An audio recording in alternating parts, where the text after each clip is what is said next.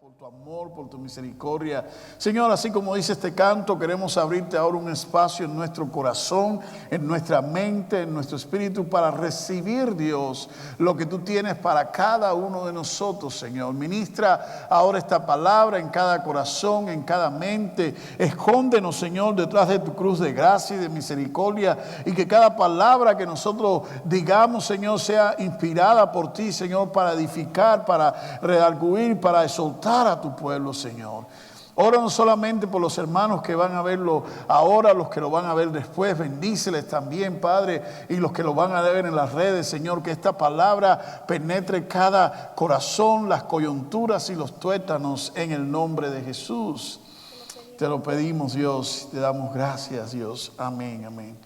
Alabado sea el nombre del Señor. Puede sentarse, mi hermano y hermana. Les saludamos en esta tarde. Soy el pastor Roldán y les saludo en el nombre de Jesús. Asumo que esa es su mamá, ¿verdad? La mamá de nuestra hermana María. Bienvenida. Bienvenida a la casa del Señor. Qué bueno que llegó. Nos da gusto que haya llegado. Por acá todos son de la casa. Algunos hermanos de viajando todavía. Pero damos gracias a Dios porque este fin de semana de vacaciones ustedes están acá y han tomado su tiempo para buscarle al Señor. Le voy a invitar que abra su Biblia en Romanos capítulo 1, y vamos a estar leyendo los versos del 16 al 20. Romanos capítulo 1, versos del 16 al 20. Vamos a comenzar hoy una serie sobre apología. Vamos a estar hablando de apologética práctica. Una defensa de la fe, eso es lo que significa básicamente apología. En el contexto nuestro, que estamos dentro de la iglesia, que somos cristianos, vamos a estar viendo cómo nosotros podemos defender nuestra fe. Y obviamente para defendernos tenemos que tener argumento. Para tener argumento tenemos que ser capaces de hablar de las evidencias. Entonces, esta serie no va a ser para hablar, y se lo estaba diciendo a los hermanos que llegaron a la escuela dominical, esta no es una serie para hablar de las apostasías que hay por ahí y todas esas cosas. Esta es una serie para nosotros como cristianos, cuando usted se encuentre por ahí con algún ateo, algún vecino, algún amigo, alguien que le diga Dios no existe, Dios no es real. Para ese tipo de situación es esta serie. Otra cosa muy importante, no se trata de proveerle recursos para ganar un argumento. No se trata de ganar un argumento, se trata de ganar a una persona.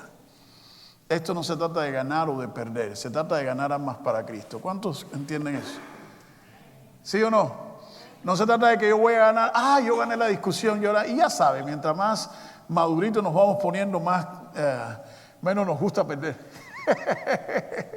Pero esto no es a ver quién tiene la razón, a ver quién sabe más. No. Esto es los argumentos que usted y yo podemos usar de la palabra de Dios. Y vamos a ver las evidencias de que nuestro Dios es real, de que nuestro Dios existe, de que no es solamente cuando yo lo busco, cuando vengo a la iglesia. No es que me emociono, no es que se me enchina la piel, no es que yo soy así porque me trajeron a la iglesia desde pequeño. No. Vamos a ver cómo la palabra de Dios nos ayuda a estar preparados. De hecho, 1 de Pedro 3:15, memorice ese pasaje, márquelo en su Biblia. 1 de Pedro 3:15 dice: estén siempre preparados para presentar defensa con mansedumbre y reverencia ante todo aquel que os demande razón de la esperanza que hay en vosotros. Toda esta introducción se la estoy dando para que entendamos que el propósito y el objetivo de esta serie no es prepararnos a nosotros para pelear o ganar argumentos, es prepararnos para nosotros defender por qué creemos en Cristo. Amén. Y quiero ser intencional en esto. Creemos y servimos a Cristo. No estoy hablando de iglesia, no estoy hablando de denominación, no estoy hablando de religión, estoy hablando de Cristo. Cristo va más allá de nuestras tradiciones y denominaciones, porque Cristo es Dios mismo revelado y encarnado. Romanos capítulo 1, versos del 16 al 20. Dice el apóstol Pablo: no me avergüenzo del evangelio, porque es poder de Dios para salvación de todo aquel que cree. En primer lugar, para los judíos y también para los que no lo son. Porque en el evangelio se revela, la justicia de Dios se revela que de principio a fin es por medio de la fe, tal como está escrito: el justo por la fe vivirá. La ira de Dios se revela desde el cielo contra toda impiedad y maldad de quienes injustamente retienen la verdad. Para ellos lo que de Dios se puede conocer es evidente, pues Dios se lo reveló. Porque lo invisible de Dios, es decir, su eterno poder y su naturaleza divina, se hacen claramente visibles desde la creación del mundo y pueden comprenderse por medio de las cosas hechas, de modo que no tienen excusas. El tema que quiero compartirte en esta tarde es: la evidencia está al alcance de todos. Repita conmigo: la evidencia está al alcance de todos. La evidencia está al alcance de todos. Dile al hermano que tienes al lado: la evidencia está a tu alcance.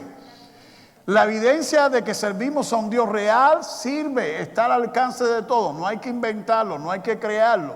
La evidencia de que Dios es real, de que Dios es vivo, está al alcance de cada uno de nosotros. Y yo quiero enfocarme en esta tarde en lo que Pablo a través de su palabra nos va enseñando. La primera evidencia que usted y yo tenemos, no le voy a decir que saque un teléfono, no le voy a decir que saque el espejo, pero la primera evidencia que usted y yo tenemos es nuestra conversión. Piense por un momento cuando usted nació. Yo sé que hace algunos añitos.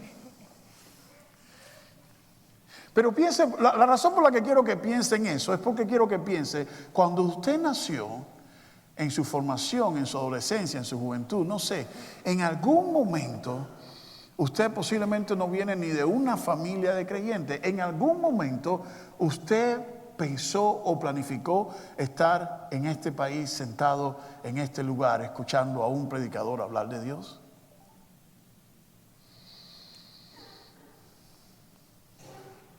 Hay una razón por la que nosotros estamos aquí. Hay una razón por la que Dios nos ha permitido conocerle. El apóstol Pablo, que ahora es el apóstol Pablo, pero antes era Saulo, era un perseguidor de los creyentes, era un perseguidor de la iglesia. Y él tiene una experiencia de conversión que nadie se la puede negar. Mi querido hermano, lo primero que usted y yo tenemos la primera evidencia que usted y yo tenemos de que nuestro Dios es real es de cómo Dios ha trabajado en nosotros. ¿O Dios no ha trabajado en usted? ¿Usted es el mismo de antes? ¿Ha cambiado usted? Sí. ¿Por qué lo ha cambiado? ¿Lo ha cambiado el pastor Roldán? ¿Lo ha cambiado alguna iglesia? ¿Lo ha cambiado? No. Es el Espíritu Santo trabajando en usted. Tome una foto. A lo mejor usted lleva en el Evangelio 10 años. Tome una foto 10 años antes de Cristo y vea cómo usted se veía.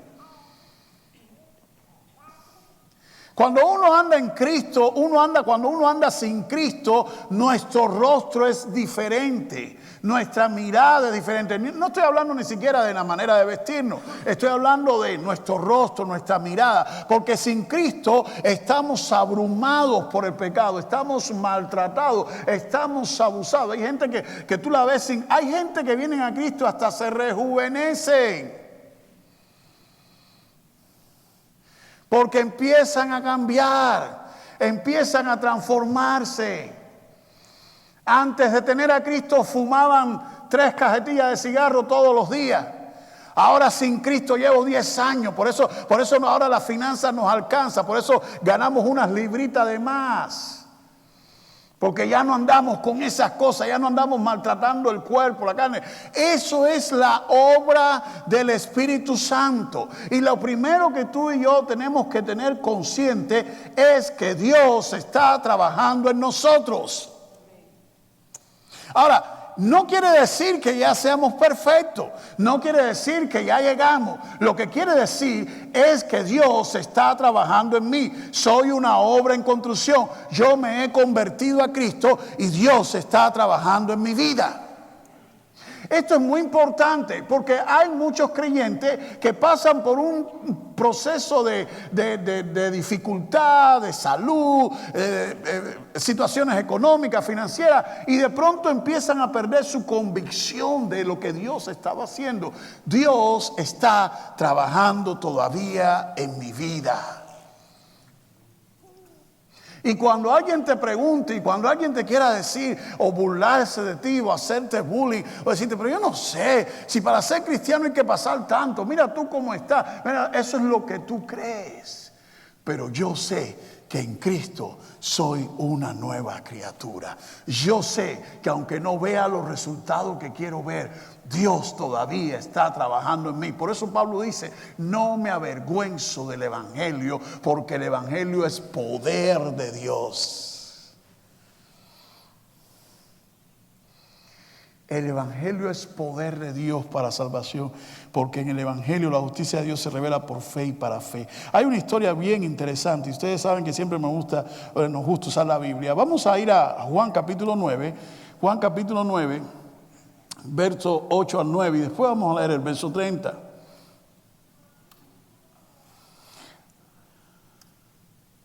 ¿Por qué nuestra conversión es una evidencia de la obra de Dios? Hay dos razones importantes. Número uno, porque nos cambia, porque nos transforma.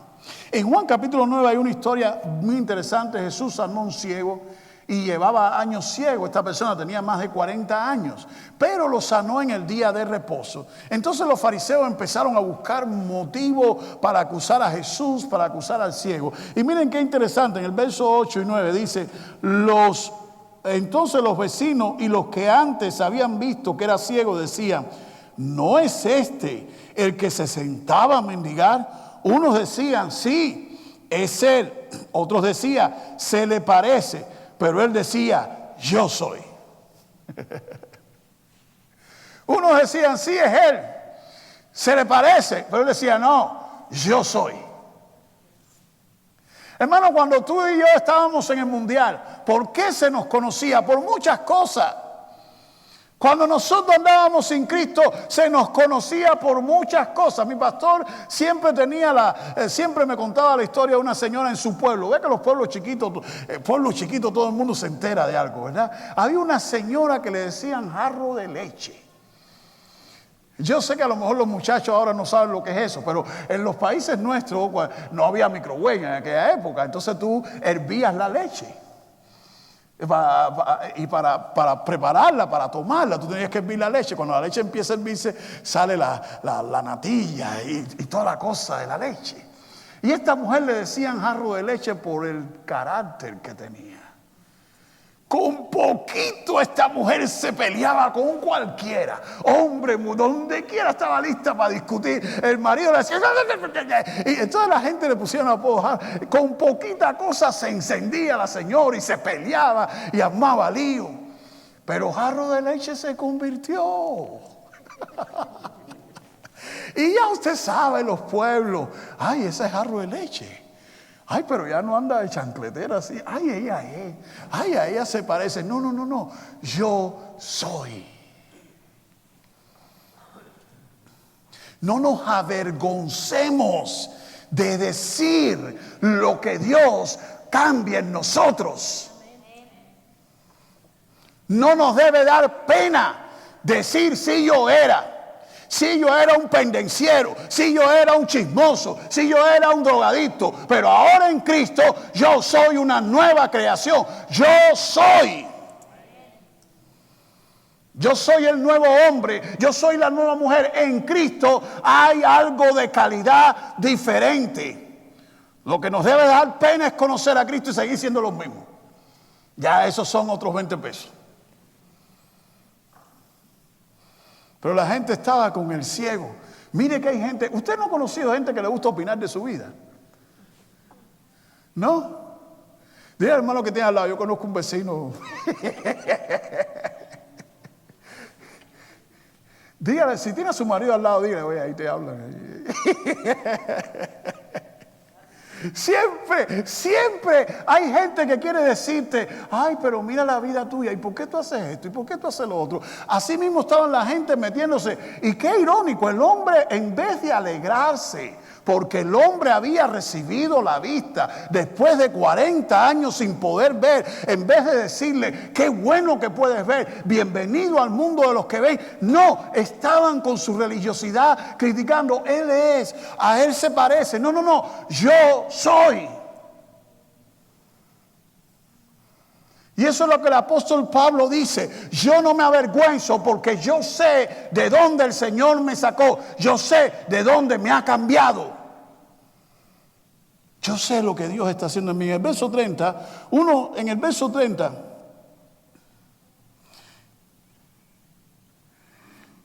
hay una declaración muy interesante de este hombre.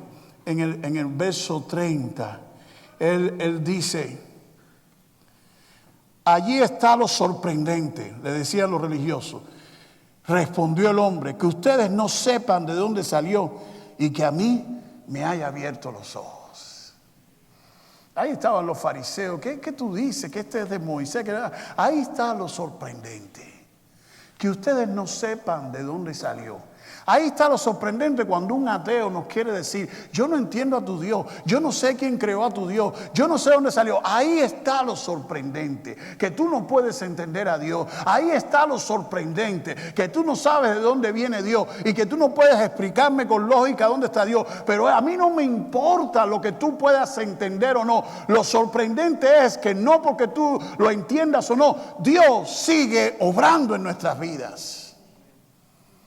Por eso la evidencia, hermano, no se deje confundir. Hay personas que no van a entender la obra de Dios en su vida. Está bien, usted no tiene que convencer a nadie. El que convence a las personas no somos nosotros, es el Espíritu Santo. Usted y yo nos toca testificar y decirle al mundo: aunque tú no quieras creer, aunque tú no quieras reconocer, yo no me avergüenzo del Evangelio, porque el Evangelio he visto el poder de Dios para salvación y yo soy testimonio del poder y de la transformación que Dios puede hacer. Todo el mundo no va a entender. Hay otra evidencia muy importante que está clara. Pablo dice en Romanos 1: la ira de Dios se revela desde el cielo contra toda impiedad y maldad de quienes injustamente retienen la verdad. Para ellos lo que de Dios se puede conocer es evidente, pues Dios lo dio a conocer. La segunda evidencia que tenemos de la existencia de Dios es la revelación de Dios. La naturaleza misma anuncia la obra de Dios. El universo mismo, la creación en la cual vivimos, nuestros cuerpos mismos anuncian que hay un Dios real. Cuando usted ve un edificio, usted sabe que detrás de esa construcción hubo un arquitecto. Cuando usted ve un cuadro, usted sabe que detrás de ese cuadro hubo un pintor. ¿Sí o no? ¿Sí o no? Cuando vemos la creación, la naturaleza, la obra de Dios, la creación del universo, la perfección, incluso de nuestros cuerpos, todas nuestras células, nuestro ADN, nuestros huesos, todo lo bien coordinado que hemos sido creados, cuando vemos eso, nos guste o no nos guste reconocerlo, todo eso habla de un creador. No somos producto de un accidente, somos producto, el mundo, la tierra misma es producto de la creación, de la mano poderosa de nuestro Dios. Por eso Pablo dice: lo que de Él se puede conocer está revelado. Lo que se puede conocer de Dios ya ha sido revelado. ¿Qué quiere? ¿Que se te aparezca un ángel? ¿Que se te aparezca un extraterrestre?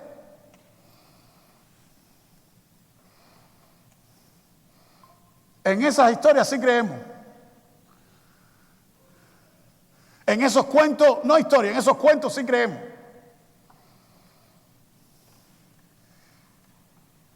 Y nos cuesta creer y aceptar y asimilar que lo que de Dios se puede conocer, lo que de Dios se puede conocer ya fue revelado. Pero también es importante entender que no solamente tenemos su creación, tenemos la historia. Y es lo que se conoce en la iglesia como la evidencia oral. Váyase a su Biblia, 1 Corintios 15, versos de 6 al 7. Y esto es muy importante. Marque este pasaje en su Biblia, márquelo, apréndaselo, marque este pasaje en su Biblia. 1 Corintios 15, versos de 6 a 7, Pablo está hablándole a los corintios de la resurrección de Cristo. Y miren esto, Pablo les dice, después que el Señor se resucitó, se le apareció a las mujeres, pero después se apareció a más de 500 hermanos a la vez, de los cuales muchos aún viven y otros ya han muerto. Luego se apareció a Jacobo, después a todos los apóstoles, y por último se me apareció a mí como si yo fuera un abortivo. Hermanos, nosotros no creemos en una fábula. El Evangelio, la vida de Cristo no es una fábula, no es un invento. La vida de Cristo, su vida, su muerte, su nacimiento, su muerte y su resurrección es real. La palabra de Dios que tenemos hoy en día es la colección de la evidencia oral, lo que las personas transmitieron, lo que ellos vivieron. De hecho, cuando usted empieza a leer el Evangelio de Lucas, o Lucas escribió el Evangelio, pero también escribió Hechos. Y lo primero que dice, después de investigar, quiero arrojar un poco más de luz. Y después de haber hecho una investigación, ahora yo les voy a decir mi historia. Incluso Lucas, que fue testigo evidente, usted y yo no creemos en una fábula. Cristo es real.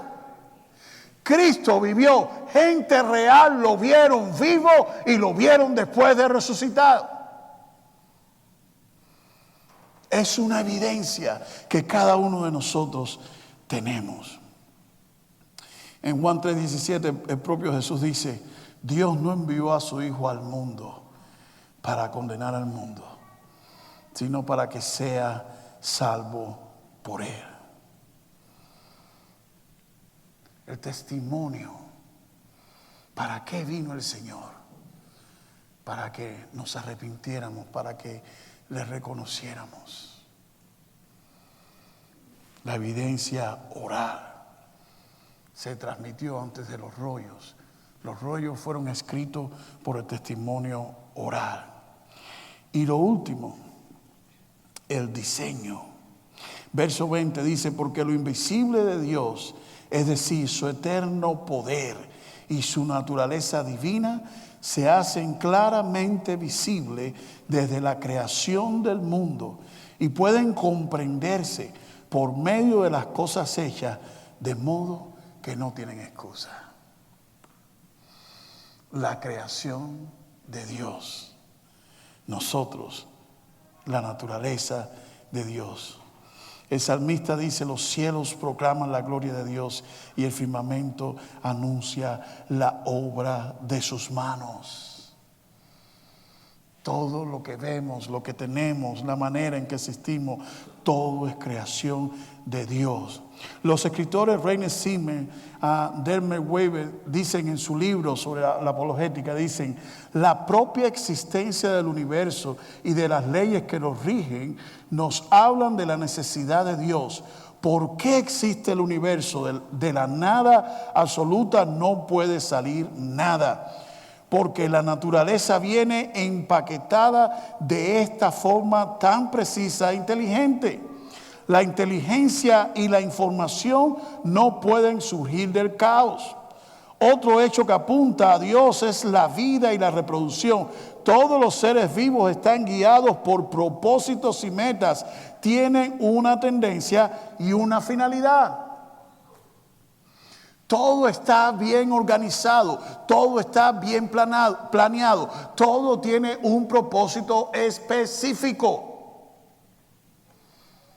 Eso no es por el azar, eso es por nosotros. Los ateos reconocen, hace años que reconocen, el problema del ateísmo es que reconocen las leyes, pero no las pueden explicar. Todo el mundo sabe lo que es la ley de gravedad.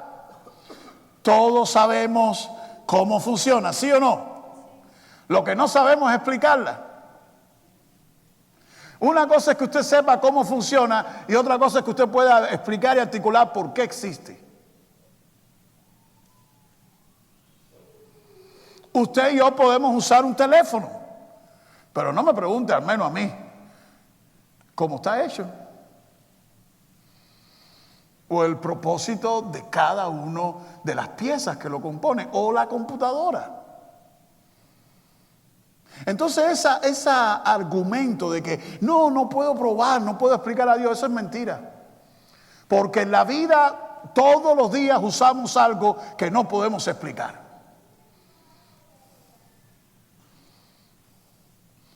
Todo el mundo vive por fe. Todo el mundo lo que pone fe en diferentes cosas. Pero todo el mundo tiene cosas en la vida que no puede explicar.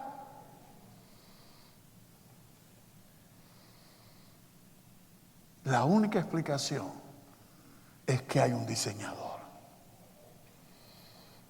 Oh, no, esa es la salida fácil. Eso dicen algunos ateos. Esa es la salida fácil. Más fácil decir que hay un Dios. ¿Really?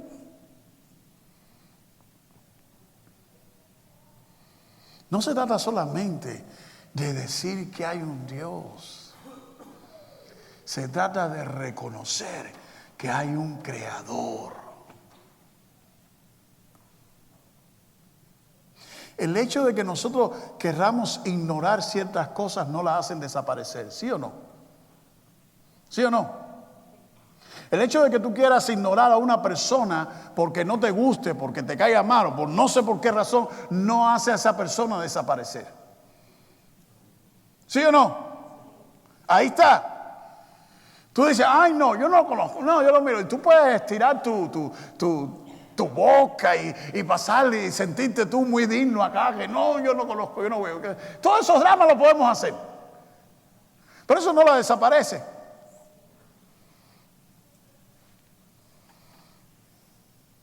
Y así es como el hombre actúa. El hombre sin Dios quiere tratar a Dios. No, Dios no existe. ¿De dónde salió? No sé, de algo, casualidad, del caos. La teoría del Big Bang, no sé. Hay un gran apologista cristiano y dice, es que la ciencia no está en contradicción con Dios. Precisamente hay ciencia porque hay un Dios. Mientras más un científico investiga, sabe que más se puede acercar a entender un poquito el diseño de su creador.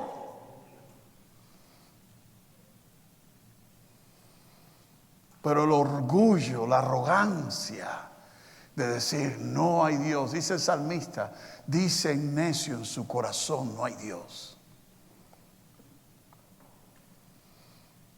Y así nos vamos a encontrar muchas personas. Pero la evidencia es real. La evidencia es real. Dios es real. Al contemplar la naturaleza y la creación de nosotros, los seres humanos, es evidencia suficiente de la mano de un creador. Nuestro cuerpo, compuesto de 10 a 100 billones de células, 206 huesos en el cuerpo humano, todo bien diseñado. Todo bien diseñado. Y aquí es donde tengo que resistir la tentación de no irme, de no meterme en lío. Pero no puedo, no puedo. Es que si no lo digo no me voy a sentir bien. ¿Cómo? Si nosotros como creyentes sabemos y adoramos a un Dios que lo hizo todo bueno, que lo hizo todo perfecto. ¿Cuántos saben que Dios lo hizo todo bueno? ¿Cuántos lo saben? Yo lo sé. La Biblia dice que Dios se tomó con cada uno de nosotros, con la creación se tomó su tiempo. ¿Sí te diga? Con el hombre se tomó su tiempo. Lo hizo a imagen, lo hizo a semejanza. Todos los billones de células que hay en mi cuerpo, los huesos que hay en mi cuerpo, la información genética que hay en mi cuerpo, la manera en que nacimos, la manera en que nos reproducimos, todo fue diseñado, calculado por Dios. ¿Cómo vamos a caer en la falacia de estos tiempos? De caer en la falsa ideología, porque eso no es realidad, es ideología. Una ideología es un pensamiento, no es una realidad. ¿Cómo vamos a caer en este tiempo en tantas ideologías baratas y falsas de que no somos lo que somos, somos lo que nos percibimos? ¿Really?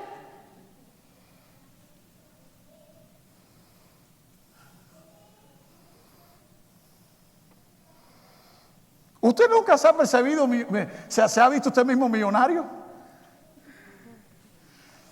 Nunca. Yo me he visto con escalé y todo. Cuidado con eso. yo me he visto montado en una escalé de la Picó azulita, la del 2025, que yo me he visto. Pero eso hace que yo lo tenga. No. Yo me he visto con el cuerpo de un fisiculturista. Sí. Yo hago mucho ejercicio. Yo me he percibido fuerte con un six-pack y toda la cosa. Y unas pantorrillas aquí y allá. Pero eso hace que yo me convierta en eso. No se le ocurra decirme que no. Porque así yo me percibo. No se le ocurra. Y yo soy millonario.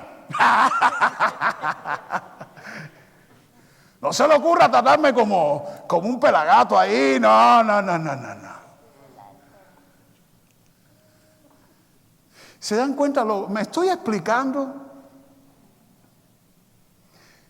Hermano, lo que Dios hizo, lo hizo bueno. Lo que Dios hizo, lo hizo perfecto. Si Dios me le hizo a usted moreno, no pretenda ser blanco. Si me le hizo latino, no pretenda ser americano. Si me le hizo hombre, no pretenda ser mujer. Agradezca a Dios porque usted está bien hecho.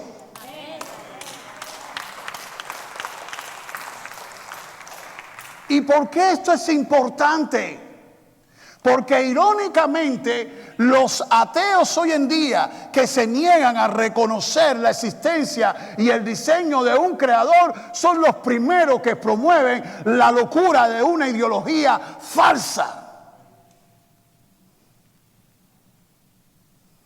Por eso es que vivimos en el mundo, por eso estamos viendo las cosas que vemos en el mundo que estamos viviendo hoy en día. Porque el hombre le está diciendo al diseñador, no.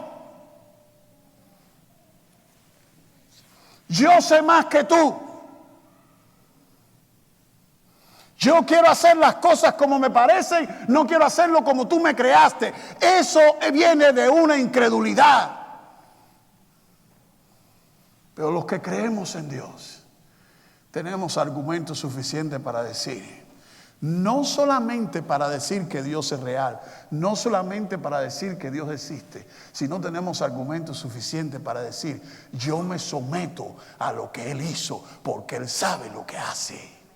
Y todo lo hizo bueno. Todo lo hizo bueno. La evidencia está al alcance de cada uno de nosotros. Hermano, tengamos siempre presente, cuando se encuentre con alguien que no quiera creer en Dios, háblele de su propia conversión. Yo no sé lo que tú crees, no sé lo que te parece, pero yo soy, yo era y Cristo me cambió. Háblele de su propia experiencia. Hable de la propia revelación de la palabra, de la tradición oral. Y enseña a las personas. Apunta la vista, fíjate en el diseño. Porque cuando te fijas en el diseño, siempre el diseño dice que hay un diseñador. La creación nuestra, la creación, la naturaleza, el universo, nuestra creación como seres humanos, anuncia que hay un creador. Y quiero terminar con esto. A veces usted se pregunta, pastor, ¿pero por qué hay tantos creyentes hoy en día, pastores y gente que están aceptando toda esta locura que hay hoy en día y aceptan todo esto? ¿Cómo es posible? ¿Es Dios real o es falso? Porque esto, desafortunadamente, no tengo una respuesta por qué la gente hace como hace. Un día todos nos vamos a rendir cuenta delante de Dios. Pero te quiero decir algo, para que no te desanimes. Porque hay tanta gente que quiere buscar al Señor, pero ven un mal testimonio y dicen, ay no, yo no voy a la iglesia. Mira, aquel era pastor y mira lo que hizo. Mira, aquel era cura y mira lo que hizo. Aquel era padre y mira lo que hizo. ¿Para qué yo voy a la iglesia? Bueno, los políticos siguen mintiendo y seguimos votando por ellos.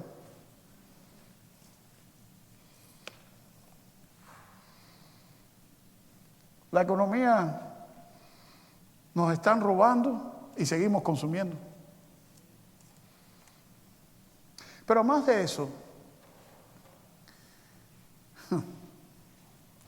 cuando yo tomo una pieza clásica y la toco en la trompeta o en el piano, cuando yo la toco bien o la toco mal, si yo la toco mal, no es justo decir que la culpa es del autor. La culpa es del ejecutor. La culpa es del intérprete. Yo no me preparé, no practiqué lo suficiente y acabé con la quinta sinfonía de Beethoven. La hice una sexta. Acabé con ella. Pero no fue Beethoven el que se equivocó. Fue Roldán el que no la tocó bien. Cuando veamos por ahí malos testimonios, no importa quién los dé, nunca le echemos la culpa, ni permitamos que los ateos le echen la culpa a Dios, porque la culpa nunca la tiene Dios. Somos nosotros los que no nos preparamos bien.